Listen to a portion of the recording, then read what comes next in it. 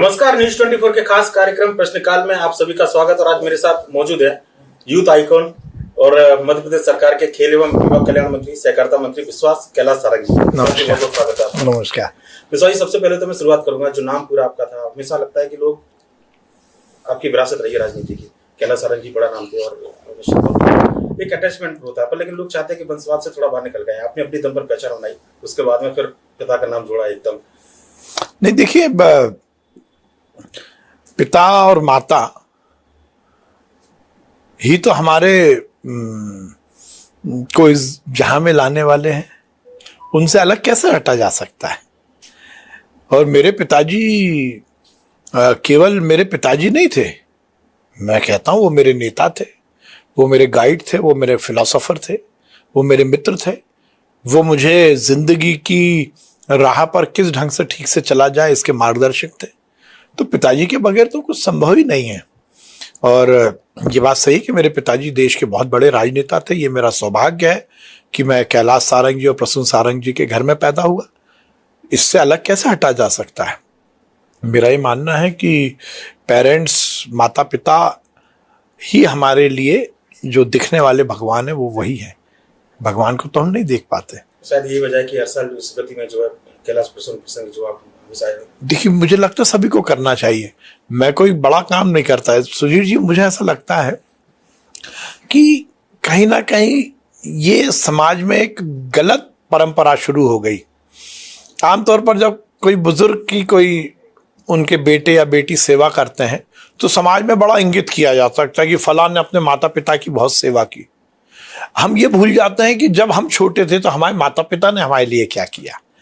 तो यही तो हिंदू संस्कृति, यही तो हमारा दर्शन है, यही तो सनातन का सीख है कि हमारे माता पिता ही हमारे आराध्य है।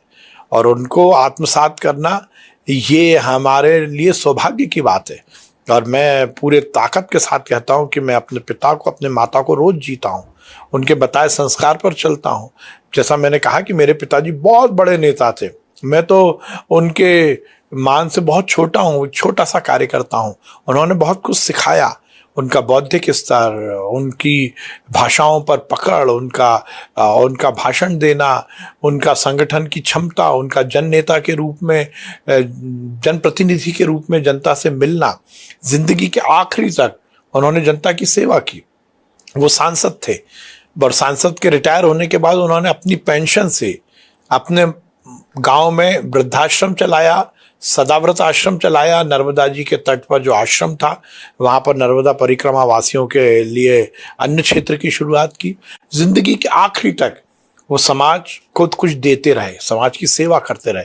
तो उनको आत्मसात करना तो मेरा सौभाग्य है। मैं गया हूँ आपके गांव में, नर्मदा जी के किनारे जो आश्रम बना है, बिल्कुल। और मेरे ख्याल से जितनी स्वच्छ नर्मदा वहां से होकर बहती है, बिल्कुल क्रिस्टल क्लियर पानी एकदम देखने को मिला था। मैं सवाल इसलिए भी कर रहा हूँ क्योंकि जब आदमी किसी पद पर पहुंच जाता है, जब सारी चीजें हो अपने कंट्रोल में हो, हाथ में हो, उसके बाद में इतना समय देना। क्योंकि मुझे याद है कोविड का दौर, जब पिताजी कैलाश सारंग जी अस्पताल में भर्ती थे, आप खुद अस्पताल में चले गए थे उनकी सेवा करने के लिए। उस समय लोग बड़ा दूर हो जाते थे, बिल्कुल अपनों से भी दूर जाना है, करना है, लेकिन आप ठीक थे और पिताजी को कोविड हुआ, आप अस्पताल में जाके। नहीं, देखिए, दो बातें हैं। एक तो उस समय मैं खुद मंत्री था, कोविड की जिम्मेदारी, कोविड के नियंत्रण की जिम्मेदारी मेरी थी। पर उसके साथ साथ मैंने अपने परिवार की जिम्मेदारी निभाई और बेटे के रूप में मैं उनकी सेवा कर पाया। ये मेरा सौभाग्य है और ये मेरा कर्तव्य भी था। और मेरा ही नहीं, हर एक बेटे और बेटी का कर्तव्य है कि वो अपने पेरेंट्स की सेवा करें। और इसीलिए पिताजी के जाने के बाद, माताजी के जाने के बाद, हमने उनके पुण्य स्मरण में, चाहे उनकी जयंती हो या उनका पुण्यतिथि हो, हमने उसको मातृपितृ सेवा दिवस के रूप में ही हम मनाते हैं। हर एक बुजुर्ग की सेवा करना, हम पूरे देश में इस बात का आह्वान करते हैं कि हर एक व्यक्ति अपने माता पिता के अलावा उसके आसपास जो बुजुर्ग हैं उनकी पूजा करे, उनकी अर्चना करे, उनके पांव पखारे और उनकी सेवा का संकल्प ले। इसलिए हम पिछले 4 सालों से मातृपितृ भक्ति दिवस मना रहे हैं, पूरे देश में बन रहा है और हजारों लाखों युवा जो हैं या व्यक्ति हैं इससे प्रेरित हुए हैं। तो मुझे लगता है यही तो हमारी सनातन की परंपरा है। हमारे यहाँ तो ये एग्जाम्पल है कि अपने बूढ़े माँ बाप को कंधे पर बिठाकर 4 धाम की यात्रा कराने का हमारे यहाँ का इतिहास है, तो ये तो हम सबका कर्तव्य है। धार्मिक प्रवृत्ति मैंने देखी आपको खेड़ापति हनुमान जी का मंदिर है, क्योंकि हम देखते हैं सोशल मीडिया पे आपके इंस्टाग्राम पे बहुत चलती है, बहुत फेमस होती है, गिरिराज जी की परिक्रमा हो एकदम, ये संस्कार ये शायद या भगवान के प्रति आस्था का कारण कुछ हो? नहीं, देखिए सबसे बड़ी बात तो संस्कार है। मेरी माताजी ने धार्मिक माहौल मेरे परिवार में बनाया, मेरे पिताजी बहुत धार्मिक थे, और सबसे बड़ी बात है कि देखिए हम इस देश की संस्कृति से जुड़े हुए हैं, हम उस संगठन के स्वयंसेवक हैं, राष्ट्रीय स्वयंसेवक संघ, जो इस देश की संस्कृति से जुड़कर ही समाज की सेवा का आह्वान करता है। सनातन का परचम, सनातन का दर्शन हमें इस बात का संदेश देता है कि हमें पूरी तरह से भगवान के बताए मार्ग पर चलना है। और फिर मैं कहूँगा कि ये मेरा सौभाग्य है, खेड़ापति हनुमान जी महाराज मेरे आराध्य हैं। मैं तो कहता हूँ कि वो मेरे नेता भी हैं, और वो मेरे आराध्य हैं, और वो उनका आशीर्वाद मिलता है। गिरिराज जी महाराज की कृपा है। देखिए कोई उनकी परिक्रमा नहीं कर सकता जब तक उनका आदेश ना हो।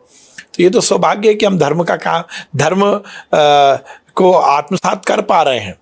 और मुझे लगता है जब भी मैं मंदिर जाता हूं तो मैं ये नहीं मानता हूं कि मैं आया हूं, बल्कि मैं हर समय मन में विचार रखता हूं कि भगवान ने ये हमें आदेश दे दिया कि हम उसके दर्शन कर पा रहे हैं। सब कुछ तो भगवान का है। आप मेरे ऑफिस में आए हो, मैंने तो अपनी कुर्सी के पीछे यही वाक्य लिखा है कि प्रभु आपकी कृपा से सब काम हो रहा है, करते हो तुम कन्हैया मेरा नाम हो रहा है। तो हर चीज़ तो भगवान का है, भगवान का आदेश है कि मैं यहाँ हूँ, आप वहाँ हो, ये सब भगवान का है। कैलाश सारंग जी बड़ा नाम थे, और मुझे याद है कि मतलब हमेशा से जब तक रहे वो कम से कम उन लोगों में समार रहे बीजेपी के अंदर जो चुनाव लड़वाते थे, सरकारें बनवाते थे, टिकट बांटते थे। पर विश्वास सारंग की शुरुआत एक पार्षद के तौर पर बिल्कुल एकदम चाहते तो विधायक या सांसद का टिकट भी दे सकते थे सीधे। देखिए ये बात बिल्कुल सही है कि जिस दिन से मैंने होश संभाला, मेरे पिताजी कैलाश सारंग जी प्रदेश के बहुत बड़े नेता थे, वो जनसंघ के संस्थापक सदस्य थे। और जब से मैंने होश संभाला, मेरे घर के इर्द गिर्द ही, क्योंकि हम लोग कार्यालय में ही रहते थे, तो राजनीति वहीं से चलती थी। चाहे चुनाव समिति की बैठक हो तो वो मेरे ड्राइंग रूम में होती थी, और बड़े से बड़ा नेता आता था तो वो हमारे घर में रुकता था, उसका भोजन होता था। पर मेरे पिताजी ने हर समय यही सीख दी कि यदि राजनीति करना है तो फिर ज़मीन से करना है, स्काई लैब की तरह राजनीति नहीं करना। मैं विद्यार्थी परिषद में मैंने काम किया, संघ के स्वयंसेवक के रूप में बचपन में हमने संस्कार लिया, और विद्यार्थी परिषद के छोटे से कार्यकर्ता के रूप में काम किया। और सुधीर जी, मुझे इस बात का बहुत सौभाग्य है। देखिए विद्यार्थी परिषद जैसे संगठनों में कोई जुगाड़ से पद नहीं मिलते। मैं जब 9th में था उस समय नगर का कोषाध्यक्ष था, बहुत छोटी उम्र में मुझे जिम्मेदारी मिली थी विद्यार्थी परिषद की। फिर मैंने इंजीनियरिंग किया, और इंजीनियरिंग करने के बाद लौटने के बाद मैंने जब राजनीतिक क्षेत्र में काम करने का मन बनाया, मैं जब इंजीनियरिंग कॉलेज में था तो वहाँ भी मैं छात्र राजनीति में था। पर यहाँ पर जब मैं आया तो पिताजी ने यही बोला कि अपने दम पर राजनीति करना हो तो करना। मुझे उन्होंने हतोत्साहित ही किया था। और पहली बार पार्षद का जो आप जिक्र कर रहे हैं वो मैं 5 साल बाद बना। उससे पहले 5 साल पहले भी मुझे 93 में भी टिकट पार्टी ने दे दिया था, पर पिताजी ने वो टिकट वापस करवाया था, क्योंकि मैं इंजीनियरिंग करके आया और पिताजी ने कहा कि नहीं अभी ये जल्दी होगा, अभी उसको काम करने दीजिए। पार्टी के में टिकट मिलने के बाद मेरे से पहले पिताजी ने टिकट वापस करवाया था। मैं कोहे फिजा वार्ड नंबर 5 मुझे याद है, वहाँ से पार्टी ने मुझे टिकट दिया था। पर मेरे पिताजी कैलाश सारंग जी ने कहा कि नहीं अभी ये जल्दी होगा, अभी सीधे आकर यदि इसको टिकट दिया जाएगा तो गलत संदेश आएगा।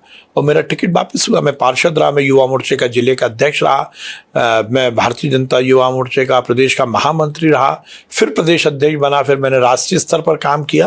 तो देखिए पिताजी की प्रेरणाएं तो हर समय आपके साथ है, पर राजनीतिक क्षेत्र में निश्चित रूप से स्वयं काम करना है, काम करना चाहिए। ये तो इसके बगैर नहीं होता। स्काई लैब नहीं, मिट्टी का माधो चलता नहीं है। पर ऐसा लगता नहीं है मन में कि एक तरफ टिकट बांट रहे हैं। मुझे याद है कि प्रदेश सरकार के मंत्री लखन पटेल वर्तमान में, उन्होंने जिक्र किया था मेरे से कुछ दिन पहले कि कैलाश सारंग जी ने बोला कि लखन चुनाव लड़ो, टिकट देने की भी मेरी हैसियत दे दूं। एक तरफ दूसरों को टिकट बांट रहे, खुद के बेटे का टिकट रुकवा दिया। हाँ देखिए यही तो उनकी संस्कार और उनकी महानता थी। वो कार्यकर्ता निष्ठ थे, तो वो तो संगठन को गढ़ने वाले थे।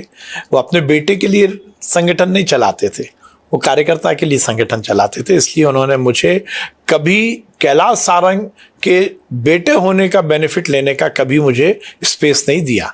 वो मेरे बहुत ही प्यार करने वाले पिता थे, पर राजनीतिक क्षेत्र में उनका यही कहना था कि अपनी मेहनत से, अपने दम पर और अपनी योग्यता से ही आगे बढ़ो। पर उनका आशीर्वाद तो है ही। बीजेपी आपको जरूर पहुंचाती है। ये चुनावी मैनेजमेंट क्या बिल्कुल एकदम, ये पार्टी नेतृत्व के प्रति मेरा धन्यवाद है कि वो मुझे इस लायक समझते हैं।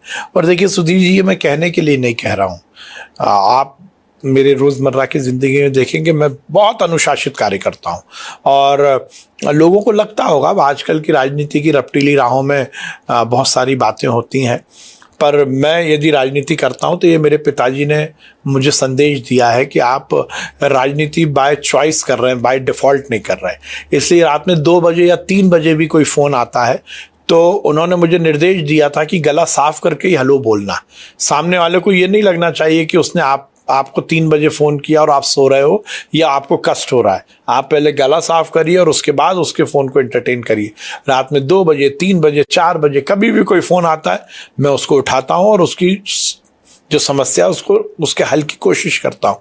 ये इसीलिए है कि राजनीति में हम अपनी चॉइस से आए ना, जन सेवा के लिए आए हैं, सार्वजनिक क्षेत्र में आए हैं, तो आपको निश्चित रूप से समाज के बीच में रह के समाज की सेवा करना है। अब भगवान की ये कृपा है कि समाज की सेवा करने का मौका दे रहा है और इसको मैं स्वीकार करता हूँ, इसको शिरोधार्य करता हूँ भगवान के आदेश को। बढ़ते राजनीतिक कद के साथ में राजनीतिक प्रतिद्वंद्विता होनी चाहिए, पर लेकिन राजनीतिक अदावत भी बढ़ती जा रही है। मुझे लगता है कि विपक्ष के, खासकर कांग्रेस के जो नेता है, मध्य प्रदेश के सीनियर नेता, हिट लिस्ट में, टारगेट में विश्वास नंबर 1 पर है। अब ये देखिए, ये भी अपना सौभाग्य है कि लोग विरोध भी करते हैं, ये राजनीति की विधा है। पर उस समय जरूर बुरा लगता है जब केवल इसलिए विरोध करना है कि विरोध करना है, ये ठीक नहीं है। बहुत सारे मुद्दे होते हैं और कांग्रेस को मैंने देखा है कि इस बात का नेतृत्व के टोटे होने के कारण और मुद्दे की कमी होने के कारण वो बिना किसी मुद्दे पे बातचीत करते हैं। मैं क्योंकि कांग्रेस के खिलाफ बातचीत करता हूं या उनकी बातों को उजागर करता हूं, इसलिए मेरा विरोध किया जाए, ये स्वस्थ परंपरा नहीं है राजनीति की। हाँ, मैं कुछ गलती कर रहा हूं, मेरी कुछ बात हो तो यथार्थ की बात करो, पर ठीक है, ये राजनीति है, उनको अपना काम करने दीजिए, मुझे अपना काम करना है।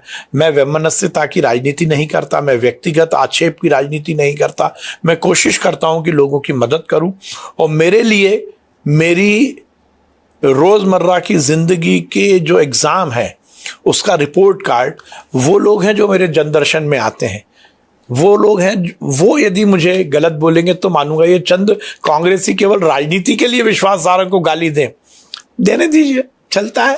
ऑडियो भी चल रहा है, हमने भी कांग्रेस की बैठकों में सुना है, जब नेता निकल के आते हैं चर्चा रहती है हमेशा कि विश्वास सारंग को टारगेट करो, विश्वास सारंग को टारगेट करो, बिल्कुल टारगेट लेकर। इससे पहले हमने देखा जब सरकार बदली थी, मुझे याद है एयरपोर्ट पर था मैं उस समय, जब आप आए थे दिल्ली से वापस, और उस समय पूरा पुलिस ऐसा लगा कि अभी सीधे जेल भेज देंगे विश्वास सारंग। अब देखिए, 15 महीने की कांग्रेस की जो सरकार थी, निश्चित रूप से उसमें मुझे बहुत प्रताड़ित करने की कोशिश की गई। ये बात सही है कि कांग्रेस की सरकार गिराने के मामले में जो हमने कोई षड्यंत्र नहीं किया, पर बातचीत कोई आ ही रहा है कांग्रेसी, तो हम क्या कर सकते हैं।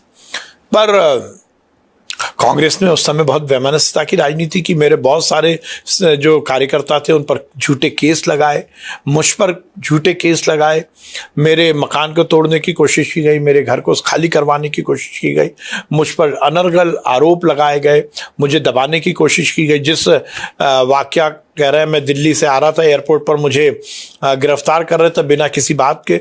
वो तो जब मैंने बहुत थोड़ी ताकत के साथ बोला कि हाँ बिल्कुल लेके चलो, तो उनको लगा कि शायद राजनीतिक रूप से ये नुकसान होगा कांग्रेस को, इसलिए मुझे छोड़ा। पर मुझे लगता है कि 15 महीने जब कांग्रेस की सरकार थी, वो इस प्रदेश की राजनीति के बहुत खराब समय था।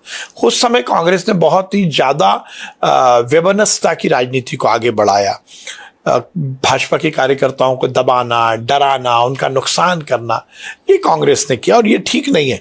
ये हमने नहीं किया, हम लगातार 20 सालों से सरकार में हैं, हमने कभी किसी कांग्रेस के कार्यकर्ता को दबाने की कोशिश नहीं की। सबकी अपनी अपनी विचारधारा है, ये लोकतंत्र है। मुझे जो अच्छा लगता है मैं उसके साथ रहूंगा। हो सकता है कांग्रेस को कोई और विचारधारा अच्छी लगती हो, पर कांग्रेस को चाहिए कि ऐसी वैमनस्यता की राजनीति ना करें। आज भी वो यही कर रहे हैं, बिना मुद्दे के मुद्दे उठाना। जिस ऑडियो की आप बात कर रहे हैं उसमें कांग्रेस के कार्यकर्ता बोल रहे हैं, हमें नहीं मालूम कौन कार्यकर्ता है क्या है, परंतु ये तो उजागर होता है बिना बात के प्रदर्शन करना, विधानसभा को ठप्प करने की बात करना। अब विधानसभा में हम या वो गए हैं तो जनता की समस्या के हल के लिए गए, वो प्लेटफॉर्म हंगामे का प्लेटफॉर्म नहीं है।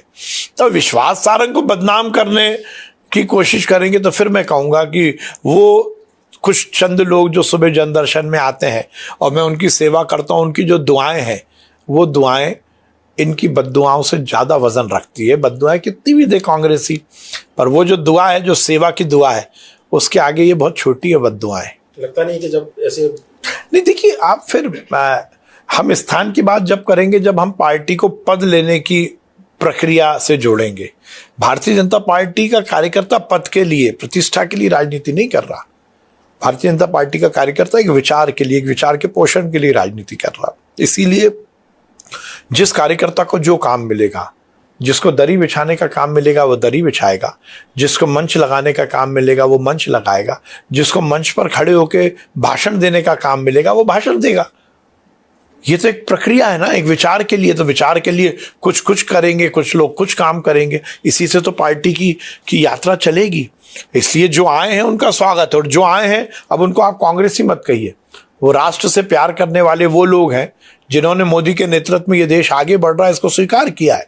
तो मोदी जी के नेतृत्व को स्वीकार करते हुए और इस देश को आगे बढ़ाने के संकल्प के साथ वो भाजपा में आए, उनका बहुत स्वागत है। अब वो कांग्रेसी नहीं है, वो भाजपा वाले हैं, और भाजपा वाले, हर भाजपा वाला भाजपा में यथास्थान और अच्छे से रहता है। हम पद के लिए नहीं, हम विचार के लिए काम करते हैं। तो ना पुरानों को दिक्कत है ना नए को दिक्कत है, ना पुरानों को घबराने की जरूरत है ना नए को घबराने की जरूरत है। सब मिलकर देश को परम वैभव तक लेके जाएंगे। मेरा नारा था इस बार 400 पार का। हमने देखा मध्य प्रदेश के अंदर 29 की 29 सीटें, जो नारा था आप लोगों ने सार्थक किया मध्य प्रदेश के अंदर। देश के अंदर थोड़ा सा एक लगा नहीं कि जो होना चाहिए था, दो पिछले टर्म से जो बहुमत था मोदी जी के पास में, इस बार थोड़ा कम है। नहीं सुधीर भाई, ये चुनाव दुनिया के लोकतंत्र के लिए बड़ा संदेश है। आप इसको इस ढंग से देखिए कि घर में भी यदि पिताजी 10 साल तक लगातार या सास और बहू के बीच में बात होती है ना, तो घर की सत्ताओं को लेकर दिक्कतें आती हैं। ये देश में पहला प्रधानमंत्री है जिसके प्रति जनता का इतना आकर्षण है। 3 बार सरकार बनाना इस देश में बहुत बड़ा काम है। इसको हम ये बोलकर इस जीत को कमतर नहीं कर सकते कि 400 पार नहीं हुआ। अरे हम एब्सोल्यूट मेजॉरिटी में आए, एनडीए से चुनाव लड़े ना। ये प्री पोल अलायंस था ना, पोस्ट पोल अलायंस तो नहीं था। तो हम तो एनडीए के विचार के साथ चुनाव, हमारा एक प्रोग्राम था जिसको लेकर हमने जनता के बीच में अपना वोट मांगे, और भारतीय जनता पार्टी को 242 सीटें मिली हैं। ये कोई कम है क्या? तीसरे चुनाव में कांग्रेस इतनी उछक रही है, पिछले 3 चुनाव को इकट्ठा कर लो तो इतनी सीटें नहीं आई, अभी भी 100 पर नहीं पहुंचे हैं। ये कह देने से काम नहीं चलेगा। ये जनता का आकर्षण, और पहली बार प्रो कन्वेंसी चुनाव हुआ है। हम जैसे छोटे कार्यकर्ताओं के लिए संदेश है, हम जैसे छोटे कार्यकर्ताओं के लिए नरेंद्र मोदी का व्यक्तित्व प्रेरणा है, उनका कृतित्व प्रेरणादायक है। एक व्यक्ति जो जनता की सेवा करता है वो लगातार 3 बार सरकार बना सकता है। उसके नेतृत्व में जो अच्छी सरकार चलती है तो वो प्रधानमंत्री केवल प्रधानमंत्री की कुर्सी पर नहीं, देश की जनता के दिलों में राज करता है। तो बात फैसलों की भी है ना, कि जो फैसले एक तरफा मतलब लिया जा सकते थे मजबूती के साथ में, लगता है कि फैसलों पर कोई असर पड़ेगा या कोई असर नहीं पड़ेगा। भारतीय जनता पार्टी और एनडीए ने जिन मुद्दों को चुनाव में रखकर आगे काम किया है, जो मोदी की गारंटी है वो पूरी होगी। चाहे वो गरीब के कल्याण की बात हो, महिला के सम्मान की बात हो, युवा के रोजगार की बात हो, हिंदुस्तान को विश्व बंधु के रूप में स्थापित करने की बात हो, हमारे पड़ोसी देश जो हमारे यहाँ अराजकता फैलाते हैं उनको ठीक करने की बात हो, इस देश के में आमूल चूल परिवर्तन करके देश में सुव्यवस्था लाने की बात हो, हर जगह मोदी की गारंटी चलेगी। फिक्र मत करिए, कहीं हम कम नहीं है। पूरी दृढ़ता के साथ एनडीए मोदी जी के नेतृत्व में काम कर रहा है, और मोदी जी और ताकत के साथ इस देश को आगे बढ़ाएंगे। देश का नाम पूरी दुनिया में जो सम्मान के साथ उनने आगे बढ़ाया है, उसको निश्चित रूप से वो गति और तेज होगी। फिक्र मत करिए, कोई गलतफहमी में ना रहे कांग्रेस वाले इस देश को तोड़ने की, इस देश की एकता अखंडता को खंडित करने के जो मंसूबे हैं वो कभी पूरे नहीं होंगे। मोदी के नेतृत्व में ये देश और आगे जाएगा। मैं विभाग की बात करता हूँ, आपके पास में सहकारिता विभाग है, एक बड़ा इसको लेकर भी प्लानिंग की होगी। देखिए सुधीर भाई, खेल और विश्व स्तर के खिलाड़ी का निर्माण ये 1-2 दिन की प्रक्रिया नहीं है, ये एक लंबी प्रक्रिया है और हमारी सरकार उस पर बहुत मुस्तैदी के साथ काम कर रही है। हम बहुत सौभाग्यशाली हैं कि ओलंपिक में मध्य प्रदेश का पार्टिसिपेशन होता है, इस बार भी हो रहा है। और इस देश में वैसे भी नरेंद्र मोदी जी ने खेल को लेकर बहुत जबरदस्त माहौल बनाया है। हमारी सरकार भी लगातार खेल के उन्नयन में लगी है। खेल के बजट को बढ़ाना हो, खेल हो, खिलाड़ी और खेल मैदान, इन तीनों के उन्नयन में हमारी सरकार काम कर रही है। अरे देश के खिलाड़ियों के लिए कितना सम्मान की बात है कि पहली बार कोई प्रधानमंत्री है जो, यदि हमारी टीम गलती से वर्ल्ड कप नहीं जीत पाती तो हर प्रोटोकॉल को तोड़कर वो ड्रेसिंग रूम में जाकर खिलाड़ियों का उत्साहवर्धन करते हैं। पहली बार कोई प्रधानमंत्री है, रात में 3 बजे भी हमारा खिलाड़ी यदि दूसरे देश में जहां दिन हो रहा है वहां प्रतियोगिता जीतता है तो रात में 3 बजे उनको फोन पर बधाई देते हैं। तो उन्होंने तो एक पॉजिटिव माहौल बनाया है। मध्य प्रदेश में भी हम खेल और युवा कल्याण में बहुत काम कर रहे हैं और खासकर युवा कल्याण को लेकर मैं बहुत बड़े एक मैंने कैलेंडर बनाया है, जल्द आपके सामने आएगा। युवा कल्याण को लेकर हम बहुत बड़ा काम कर रहे हैं। प्रदेश के हर सेक्टर का युवा उसकी आशा आकांक्षा के माध्यम से समाज की मुख्य धारा से जुड़े और वो इस देश, इस प्रदेश के नवनिर्माण में लगे। इसको लेकर हम बहुत काम कर रहे हैं। पहले कहा जाता था कि खेलोगे कूदोगे होगे खराब, पढ़ोगे लिखोगे बनोगे नवाब। उल्टा हो रहा है। पर लेकिन ये उल्टा जो है, मतलब देखो तो कुछ ही सेक्टर है, क्रिकेट है, हॉकी है, कुछ ऐसे सेक्टर है कि इन्हीं की तरफ ज्यादा रुझान है। जो पारंपरिक खेल है उनके प्रोत्साहन के लिए, जो गांव से देहात से लोग निकल कर आए उनके प्रोत्साहन के लिए कुछ खास नहीं की सरकार। नहीं देखिए, हम तो हर खेल को का बहुत डेवलप कर रहे हैं। मलखम्ब हमारे मध्य प्रदेश का उज्जैन में हम बड़ा उसकी एकेडमी चला रहे हैं, उस पर काम कर रहे हैं। कुश्ती हो या बाकी गेमों पर मुझे लगता है कि ये खेलों में प्रतिस्पर्धा हो, कौन सा खेल क्या है, इसकी जरूरत नहीं है। हमारे खिलाड़ी युवाओं का जो इंटरेस्ट हो उसको आगे बढ़ाए, ये हमारा मंतव्य। हॉकी का झगड़ा क्रिकेट से, क्रिकेट का झगड़ा कुश्ती से, कुश्ती का झगड़ा तीरंदाजी से, मुझे लगता है इसकी जरूरत नहीं है। हर एक व्यक्ति का अपना इंटरेस्ट होता है, वो खेलता है और खेल जो अच्छा खेले वो प्रदेश का नाम रोशन करे, देश का नाम रोशन करे, यही हमारे प्रयास है। बिल्कुल विश्वास आनंद जी, समय की बात है, पता ही नहीं लगा आपका बात करते हुए कितना समय निकल गया। बिल्कुल, और काफी अच्छा लगा आपसे बात करके। नमस्कार, थैंक यू। मेरे साथ मौजूद थे मध्य प्रदेश सरकार के खेल एवं युवक कल्याण मंत्री, सहकारिता मंत्री विश्वास सारंग। निश्चित तौर पर काफी मुखर है और मुखरता का पूरा कहना चाहिए कि शायद विपक्ष के निशाने पर भी इसीलिए टारगेट नंबर 1 है। तो विश्वास सारंग जी के बाद में अगले हफ्ते किसी और शख्सियत के साथ होगी मुलाकात। तब तक के लिए दीजिए इजाजत, नमस्कार।